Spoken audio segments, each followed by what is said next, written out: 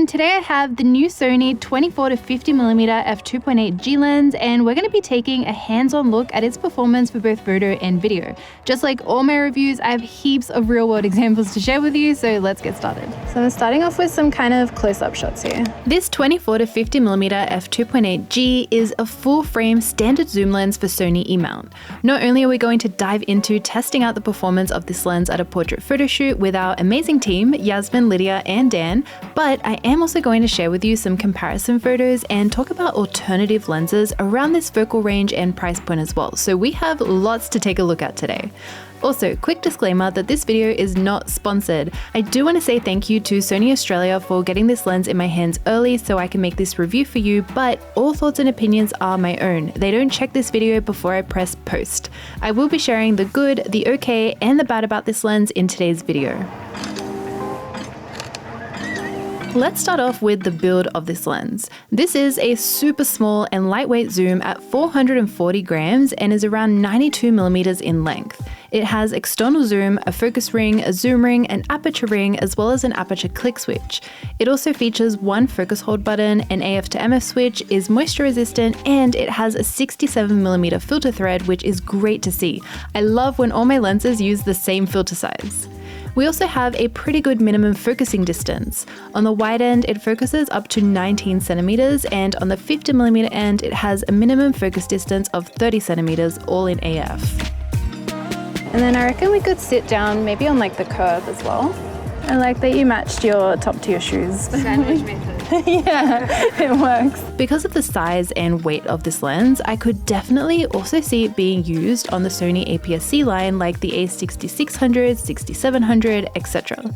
On APS-C, this would be the full-frame equivalent of 36 to 75 millimeters. Something interesting about this lens is that it features linear focusing motors. Most Sony lenses, especially their GM line, feature XD linear motors, so I was curious to see if the performance on location would actually hold up, and I have to say, it does. You will be able to see the autofocus performance for video later on in this review, but for stills at a portrait photo shoot, the AF performance of this lens is really good. The majority of photos I took were in focus on the eyes or iris of Yasmin, and I had no issues being able to select my favorite photos from the shoot, and almost all of them were in focus when I zoomed in to check them at 100%. That looks so cool there. I love these.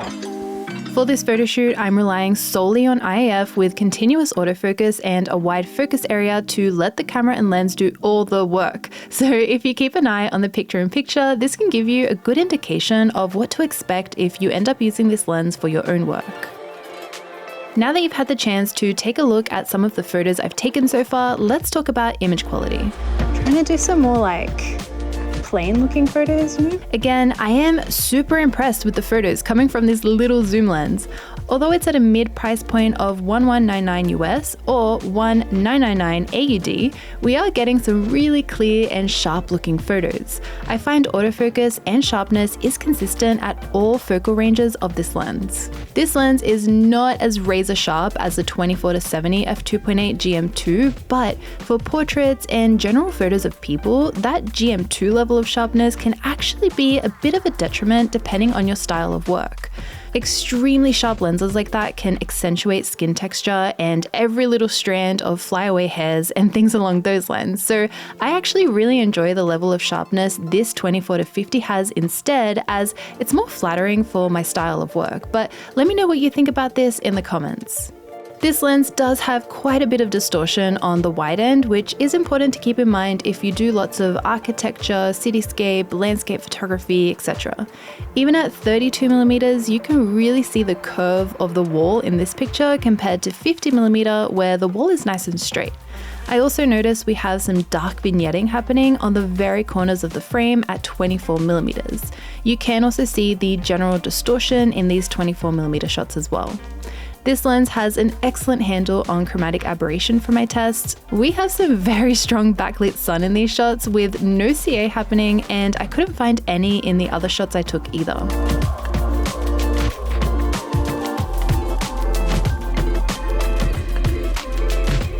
Even though this is an f2.8 zoom lens, we have some nice background to foreground separation where Yasmin really stands out from the location, especially at the 35 to 50mm range.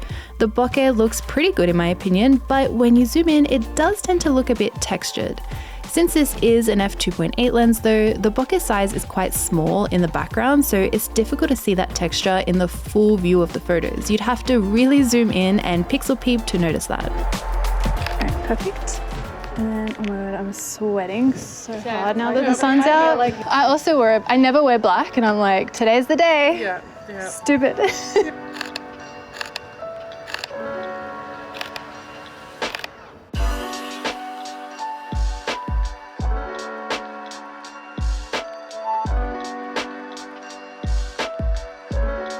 Could you please come out here into the, just like the edge of the shade?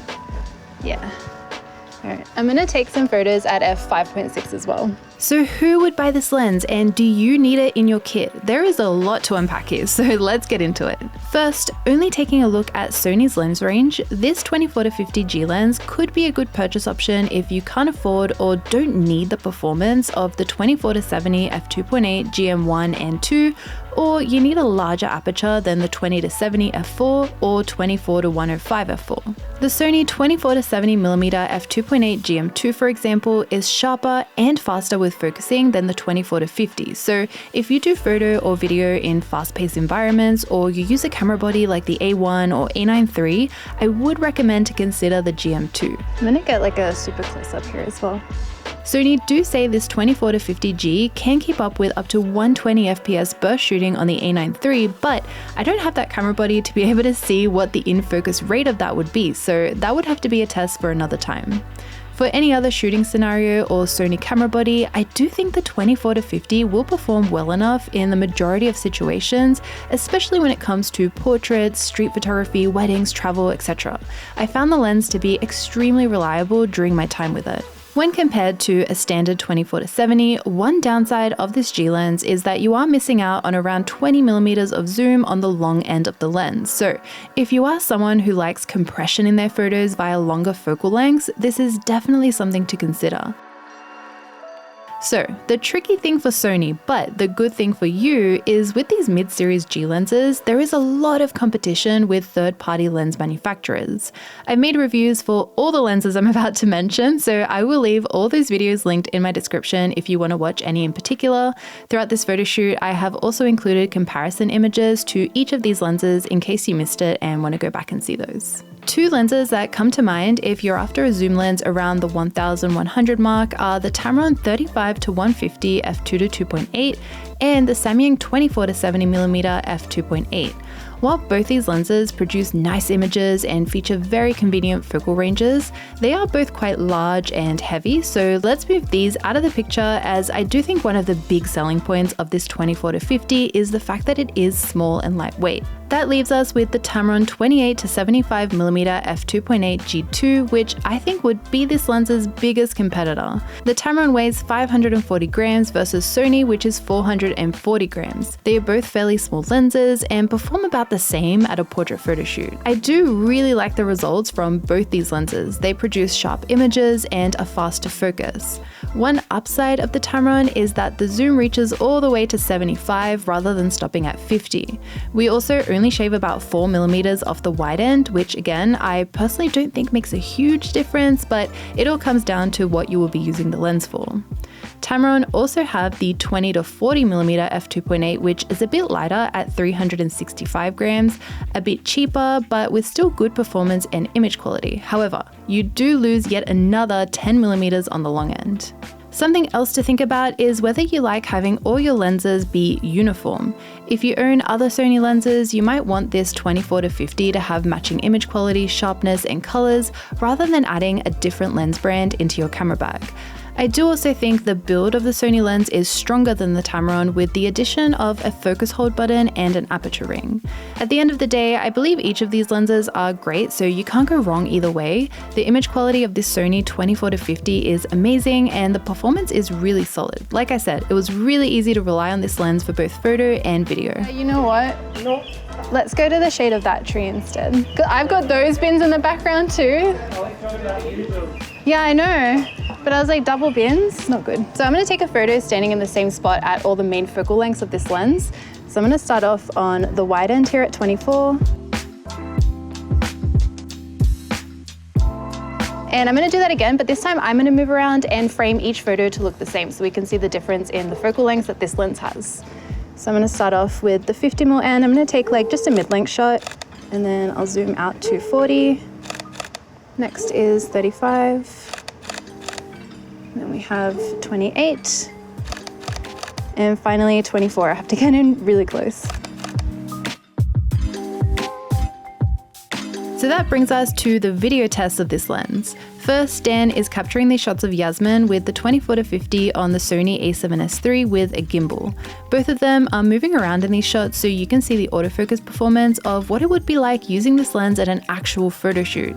We have the A7IV set to IAF, continuous autofocus, and a wide focus area. Speaking of using it on a gimbal, it stays nicely balanced on the DJI RS3 Mini when zooming in and out of the lens.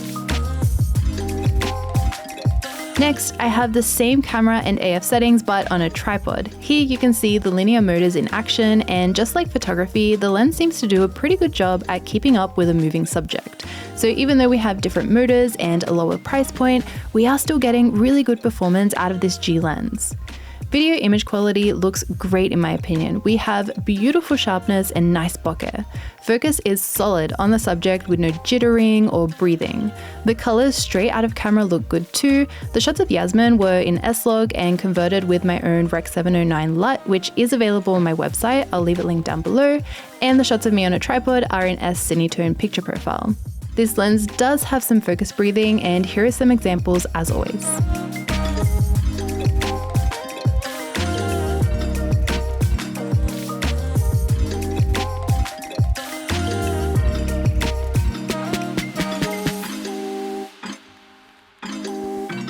Even though it's not super wide, I think you can just get away with this lens for vlogging. So this is what it looks like on the A7IV at 24mm on a gimbal. I currently have my arm kind of up against my body, and this is what it looks like when I'm stretched out. And I also wanted to test out what it looks like when you're zooming while on a gimbal. So I'm gonna zoom into 50mm and back out to 24. So I have to say the zoom ring is a little bit tight, so I am kind of jolting the camera on the gimbal as I'm zooming. But I am happy to report that it does stay really nicely balanced on the gimbal even when you're zooming in and out, because this lens does have external zoom. That is all I have for today's review of this new lens. Let me know what you think of the lens and the photo shoot down in the comments below. Which ones were your favorite photos? But as always, thank you so much for watching. I make new videos every single week, so I'll see you all next time. Bye.